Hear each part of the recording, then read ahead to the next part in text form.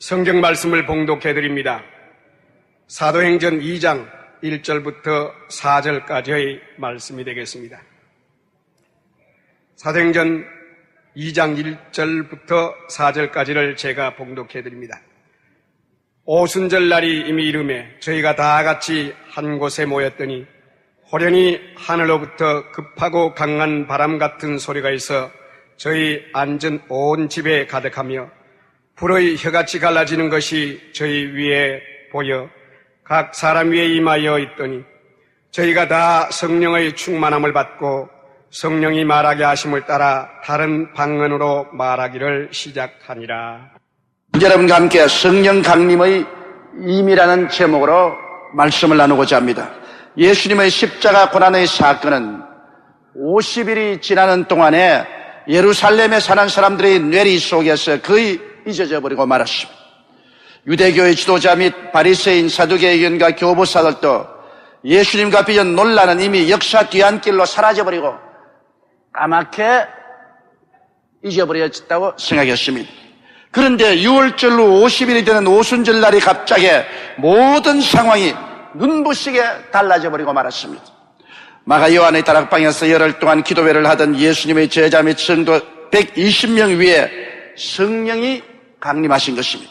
그들이 다 성령의 충만함을 받고 성령이 말하게 하심을 따라 다른 방언으로 말하기 시작한 이후에 놀랄만한 변화를 받아 예수님의 부활에 대한 능력 있는 증거를 시작했습니다.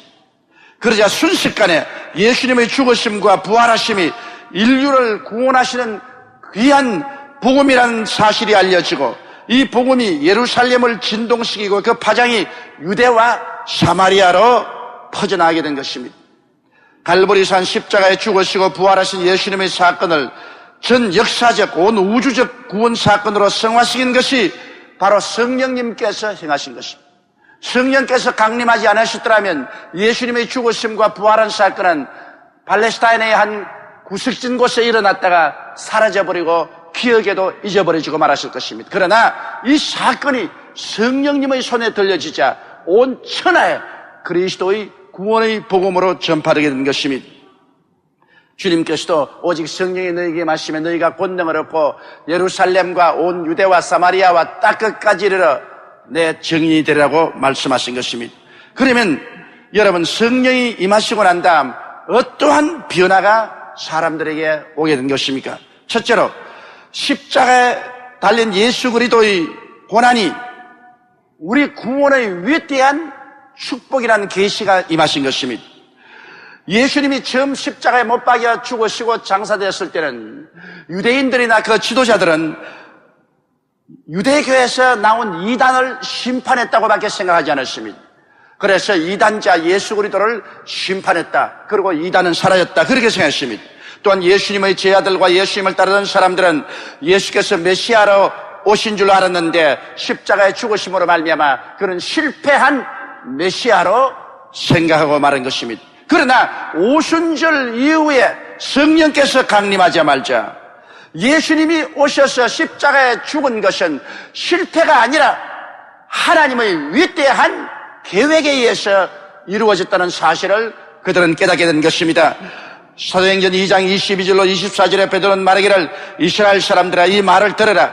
너희도 아는 바에 하나님께서 나사렛 예수로 큰 권능과 기사와 표적을 너희 가운데서 베푸사 너희 앞에서 그를 증거하시느니라. 그가 하나님의 정하신 뜻과 미리 아신 대로 내어준 바 되었거늘 너희가 법 없는 자들의 손을 빌어 못 박아 죽였으나 하나님께서 사망의 고통을 풀어 살리셨으니 이는 그가 사망에 매여 있을 수 없음이라고 외쳤습니다. 베드로도 성령 받고 난 다음에야 예수께서 하나님의 예정에 의해서 하나님의 뜻에 따라서 우리의 구주가 되기 위하여 십자가에 못 박여 죽으셨다 부활한 사실을 깨닫게 된 것입니다. 그리고 바로 예수님이 십자가에 몸짓고 피를 흘린 것은 우리에게 위대한 구원과 해방과 자유를 주기 위한 하나님의 섭리와 계획인 것을 알게 된 것입니다. 그리스도의 십자가의 죽으심은 바로 그 피 흘림을 통해서 우리가 하나님께 지은 죄, 사람에게 지은 죄, 우리 자신이 모자라서 지은 모든 죄를 다 일거에 청산해 준 위대한 대속의 사역이라는 것을 그들은 성령이 오셔서 비록 깨닫게 된 것입니다.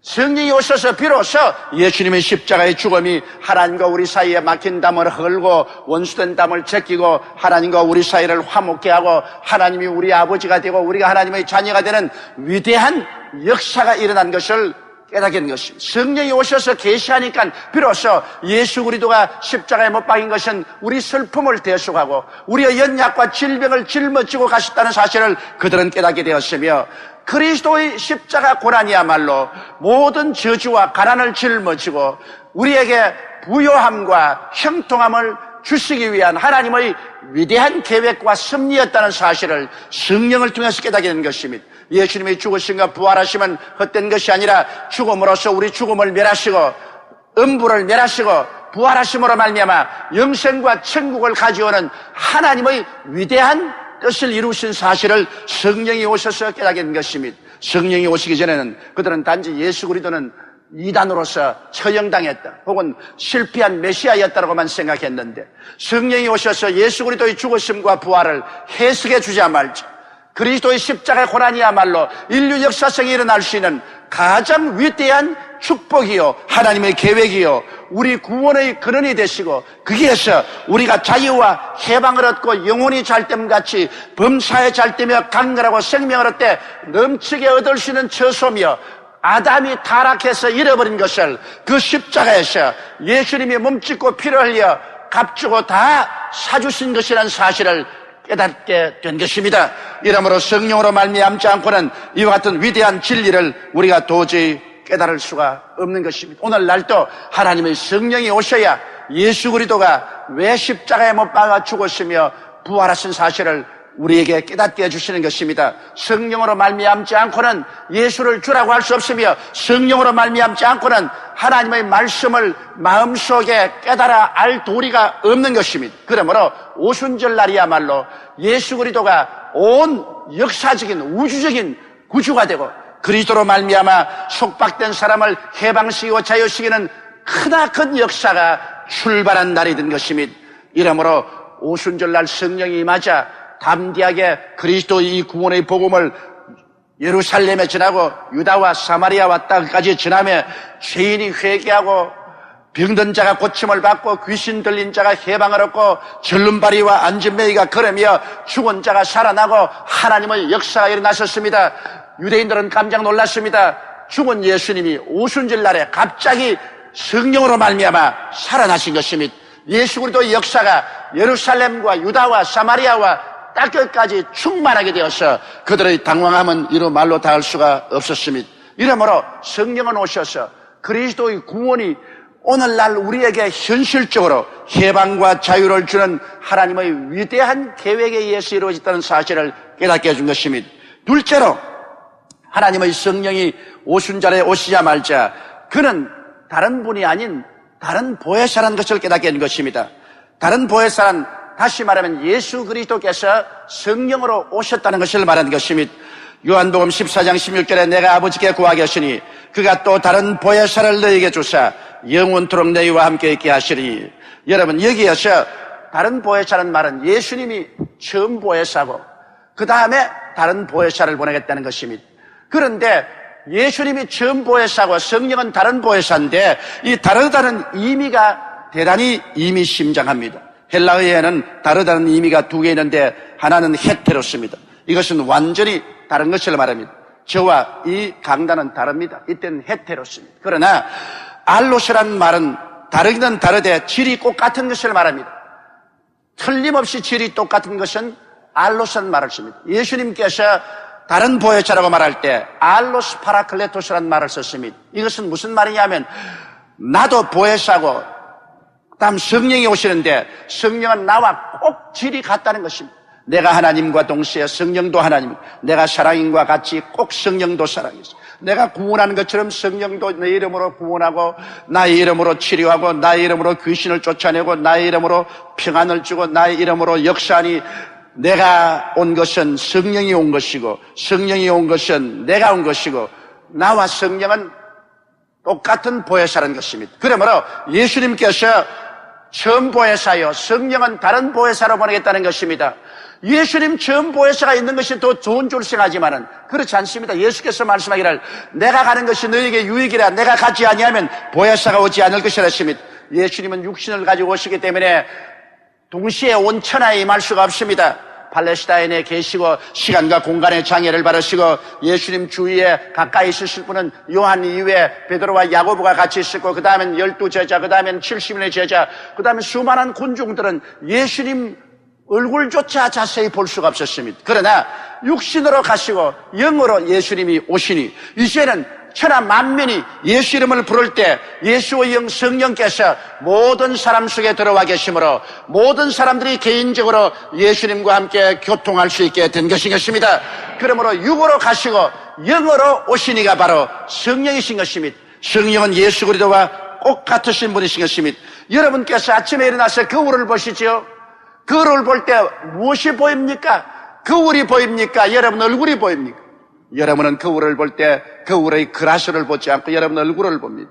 성령은 바로 예수 그리스도의 거울입니다. 성령 안을 들여다보면 거울은 보이지 아니하고 성령은 보이지 않고 예수님만 보이는 것입니다. 이러므로 성령 충만한 예수 충만인 것입니다. 성령이 오시면 바로 예수님 오신 것입니다. 성령은 예수 그리스도를 보여주시고 예수 그리스도를 전도하시고 예수 그리스도를 나타내십니다. 그렇기 때문에 성령이 오늘날 우리 가운데 계시기 때문에 예수 그리스도는 성령을 통하여 어제나 오늘이나 영원토록 동일하신 것입니다. 성령 안에서 비추온 예수 그리스도는 변하지 않으셨습니다. 여전히 죄를 용서하시고 여전히 귀신을 쫓아내시고 병을 고치시며 우리에게 평안을 주시고 기쁨과 소망을 주시는 살아계신 그리스도이신 것입니다. 그러므로 이 예수 그리스도께서는 보혜사라고 말한 것입니다. 예수님도 보혜사고 성령도 보혜사인데 보혜사란 말은 하나님께로부터 보내심을 받아 항상 우리와 같이 계시니요 우리를 돕는 이란 말인 것입니다. 파라클레토스란 말은 바로 파라란 말은 곁에 있단 말이고 클레오란 말은 부르단 말인 것입니다. 그래서 하나님이 우리 곁에 부르셔서 우리를 돕기 위해서 항상 함께 계시는 분이라. 이러므로 성령은 구만리 장천 멀리 계시지 않습니다. 오순절날 오신 성령은 보혜사입니다. 보혜사란 하나님께서 여러분 곁에 불러서 여러분을 돕기 위해서 항상 여러분과 함께 계신 자란 말인 것입니다. 이 말은 바로 본토에서는 변호사라 돕는 자라 이런 의미로 사용하는 것입니다. 이러므로 성령은 오늘 이 자리에 와서 계신 것입니다. 우리와 함께 계신 것입니다. 우리 안에 계신 것입니다. 성령은 바로 삼위일체 하나님 중에 제3위 하나님인 것입니다. 이러므로 우리를 고아와 같이 버려놓지 않겠다는 말씀은 참말인 것입니다. 고아는 부모가 없으며 돕는 자가 없습니다. 그러나 우리는 하나님의 성령 예수 그리스도의 영인 성령이 우리와 같이 계시므로 성령을 통하여 아버지가 우리와 같이 계시고 우리 주 예수님이 우리와 같이 계십니다. 성령이 우리를 돕기 위해서 항상 우리와 함께 계시므로 우리가 성령님을 인정하고 환영하고 모셔드리고 의지하며 함께 살 때 성령은 우리를 도우심으로 우리는 결단코 고아가 될 수가 없는 것입니다. 여러분 보혜사 성령은 우리 곁에 와서 우리를 가르쳐 주십니다. 요한복음 14장 26절에 보혜사 곧 아버지께서 내 이름으로 보내실 성령 그가 너희에게 모든 것을 가르치시고 내가 너희에게 말한 모든 것을 생각나게 하시라고 말씀한 것입니다. 우리가 성령님께 의지하면 성령님이 하나님의 진리의 말씀을 우리 마음속에 깨닫게 해주는 것입니다. 여러분 마음이 마치 안개가 걷어지고 환한 시야가 열리는 것처럼 하나님의 진리가 환하게 깨달아지는 것입니다. 그리고 성령께서 오시면 가르치시고 우리 마음에 총명을 주어서 깨닫게 하시고 과거에 들은 말씀도 기억나게 해주시는 것입니다. 우리가 하나님 말씀을 전가할 때 희한하게 과거에 내가 들었던 일, 읽었던 일, 공부했던 말씀이 머릿속에 기억이 납니다. 그래서 그 말씀을 전할 수 있게 해주는 것입니다. 성령이 또 오시면 우리 마음속에 평안을 주시는 것입니다. 요한복음 14장 27절에 평안을 너희에게 끼치노니 곧 나의 평안을 너희에게 주노라.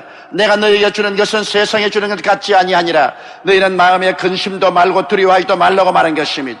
하나님의 성령은 또한 우리 마음속에 오셔서 우리를 위로해 주십니다. 이 세상에 각박하고 고통스럽고 살벌하고 부딪히고 상처 입을 때가 많습니다. 그럴 때 우리 마음속에 부군이 오셔서 우리를 위로하시고 치료하시고 격려하시고 힘을 주는 일을 하시는 것입니다. 성령은 또한 우리에게 오셔서 우리를 통하여 증거하십니다. 요한복음 15장 26절에 내가 아버지께로서 너에게 보낼 보혜사 곧 아버지께로서 나오시는 진리의 성령이 오실 때 그가 나를 증거할 거라고 말한 것입니다. 성령이 오셔서 자꾸 우리 마음속에 예수님이 하나님 아들이신 것과 예수님이 구주되신 것을 증거해 주심으로 우리 마음속이 예수님에 대한 신앙으로 꽉 들어차게 만들어주는 것입니다. 성령은 또한 우리와 곁에 계셔서 우리를 책망해 주십니다. 요한복음 16장 8절에 그가 와서 죄에 대하여 의에 대하여 심판에 대하여 세상을 책망하시리라. 우리가 세속적이 되고 세상을 따라가고 마귀를 따라가면 성령이 책망해 주시는 것입니다. 마음에 꾸이져 주십니다. 마음에 고통스럽게 만듭니다. 그래서 잘못된 길을 돌아서서 예수님을 따라오도록 회개시켜 주는 것입니다. 성령은 또한 우리를 인도하여 주시는 것입니다. 우리는 내일을 알지 못합니다. 우리는 앞길을 알지 못합니다. 우리가 성령께 기도하면 성령은 우리를 인도해 주는 목자로서 일하는 것입니다. 요한복음 16장 13절로 16절에 그러나 진리의 성령이 오시면 그가 너희를 모든 진리 가운데로 인도하시리니 라고 말했던 것입니다. 성령께서 우리를 거짓으로 인도하지 않고 참으로 인도합니다. 귀신들은 거짓으로 인도합니다.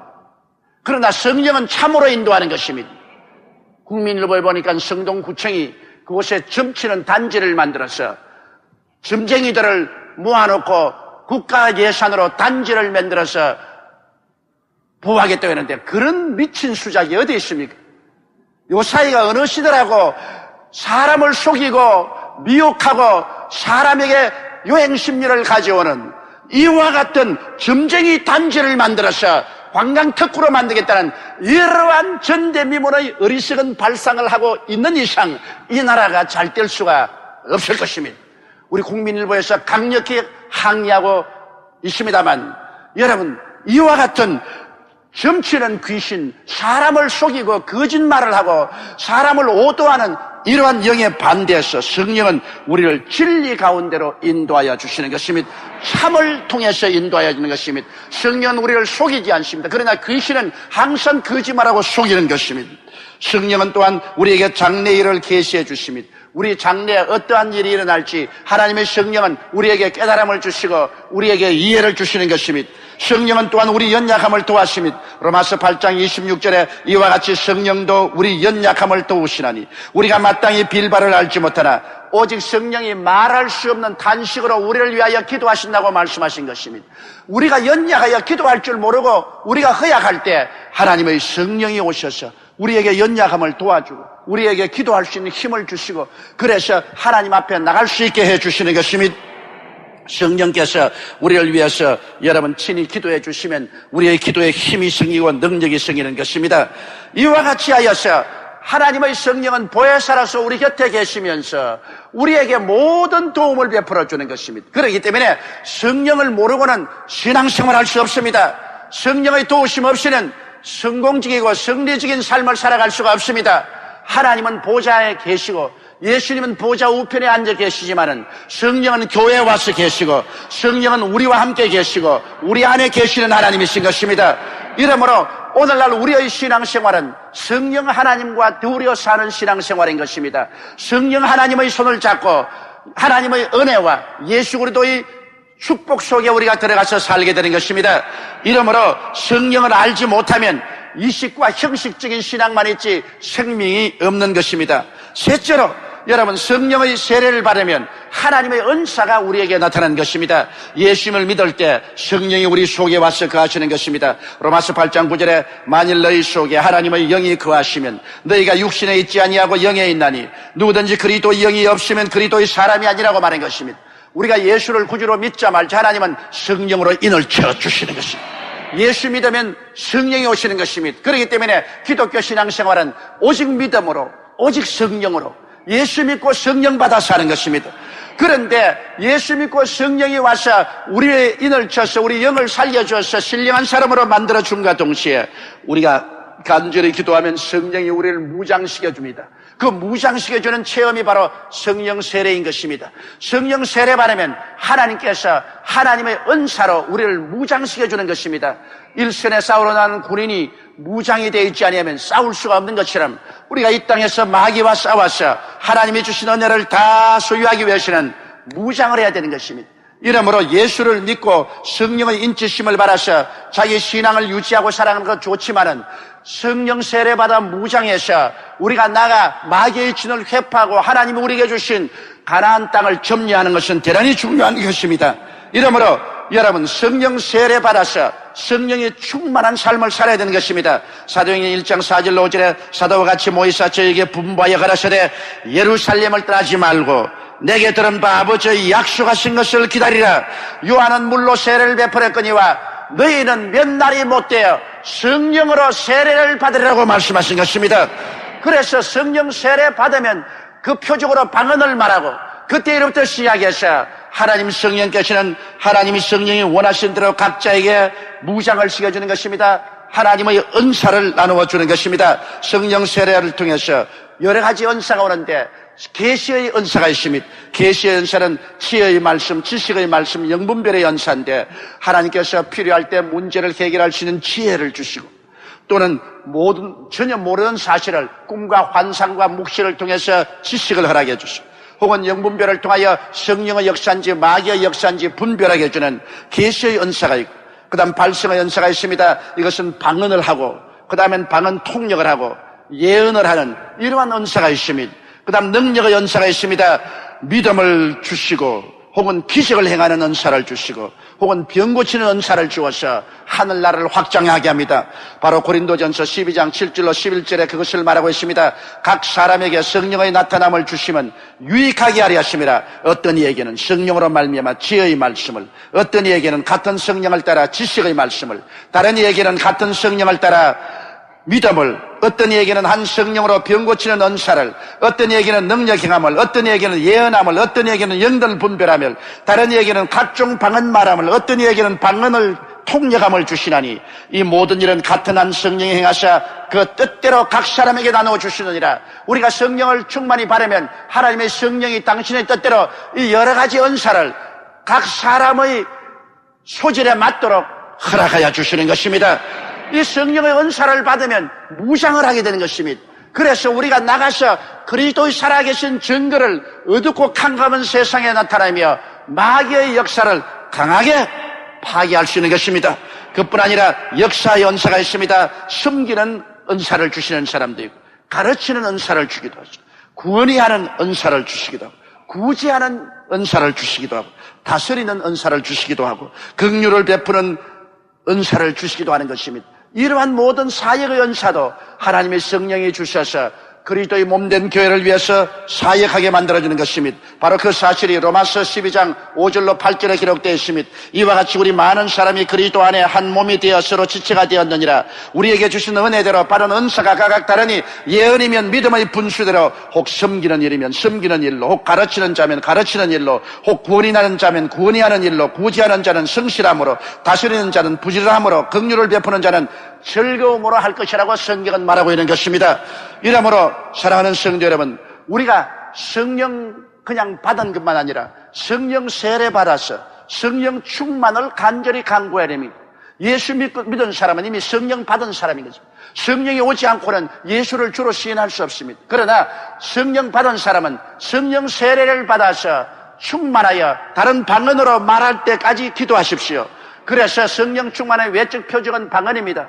그러고 난 다음에는 하나님께서 9가지 은사를 나타내 주시고 그 다음에는 직분의 은사를 나타내게 해 주시옵시고 그 다음에 성령이 열매 맺게 합니다. 사랑과 희락과 화평과 오래 참음과 자비와 양성과 충성과 온유와 절제 같은 이런 열매를 우리 속에 맺게 해주는 것입니다.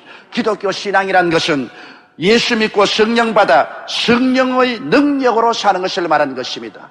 여러분, 성령 모르고 신앙생활하는 것은 완전히 엉터리입니다. 오늘날 그러기 때문에 많은 사람이 주여 주여 하고 교회 왔다 갔다 하면서도 성령을 받지 아니하고 또 성령 세례 받지 않고 삶으로 말미암아 믿음의 능력이 없습니다. 입만 살아있지 실제 생활에 하나님의 권세와 능력이 따르지 아니하는 것입니다. 여러분, 성령이 없는 신앙은 비 없는 구름이요 물 없는 우물이요 불 없는 화로요 열매 없는 나무와 같은 것입니다. 형식은 다 가지고 있어도 내용이 없는 것입니다. 이렇기 때문에 오늘 우리 이 시대는 하나님의 성령으로 충만함 받고 성령의 열매를 맺으며 성령의 은사 운동을 해야 될 시대에 살고 있는 것입니다.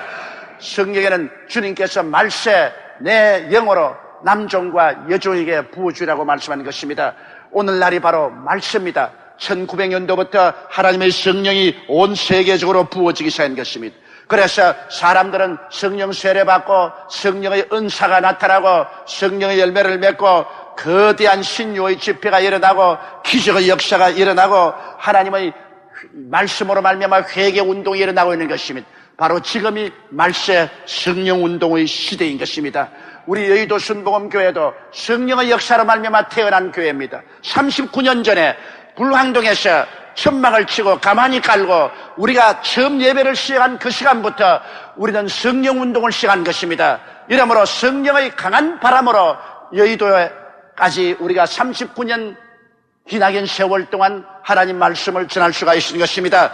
이제 우리 교회는 다시 한번 잠에서 깨어 일어나서 오직 믿음으로 오직 성령으로 성령 세례받음으로 하나님의 능력으로 온 천하에 다니며 만민에게 복음을 전파하여 예수님 오실 날을 예비하는 여러분들이 다 되시기를 주의 이름으로 축원합니다.